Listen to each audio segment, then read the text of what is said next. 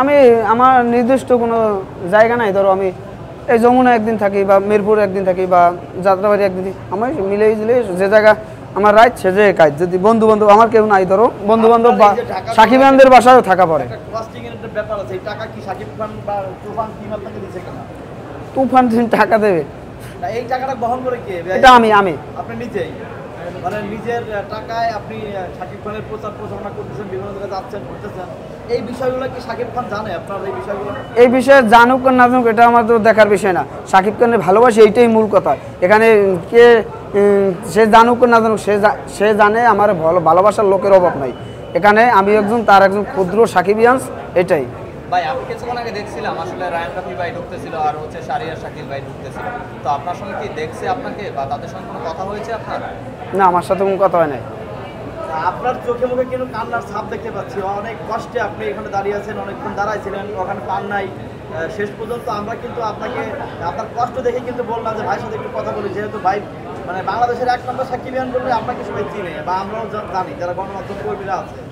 তো সেদিক দিয়ে আসলে আপনার এই কোনো কষ্ট নাই, আপনি ঢুকতে পারবেন, আপনার মনে কোনো কষ্ট নাই? না, কোনো কষ্ট নাই আমার। তুফান মুভিটা কার জন্য হিট, রায়ান রাফি না শাকিব খান? এখানে মূল হয়েছে আগে শাকিব খান, তারপর সবাই। শাকিব খান আগে। এই যে 10 দিন ধরে আপনি প্রচার প্রচারণায় গেলেন, আপনার ঢোল ডগর নিয়ে কেক টেক কাটলেন, আজকে শাকিব খানের সাথে একটু দেখা করবেন, আপনি পারলেন না। আসলে এই ব্যাপারটাকে আপনি মানে কন্ট্রোল করার কি উপায় আপনার? আমরা তো দেখছি যে আপনার চোখে মুখে হতাশার ছাপ হয়ে যাচ্ছে। এটা সব ঠিক হয়ে যাবে। শাকিব খান যখন একটা সাক্ষাৎকার দেবে, একটা লাইভ তার কথা শুনতে পারবো, সব কিছু মলিন হয়ে যাবে। এই বিষয়ে মনে থাকবে না। একবার তুফান দেখবো, সব কিছু কেটে যাবে। ভাই আমি একটু প্রশ্ন করি ভাই, অনেকে বলছিল আসলে তুফান সিনেমাটা হিট হয়েছে আসলে রায়ান রাফির জন্য, আসলে এই ব্যাপারটা কতটা সত্যি? নেগেটিভে যাইতে চাই না। শাকিব খান ছাড়া এই ছবি তুফান সম্ভবটা, এই ছবি তুফান ছাড়া সম্ভব না। এই ছবি রায়ান রাফি তো দাবি করতেছে, সে দাবি করতেই পারেন, তার টেকনিশিয়ান।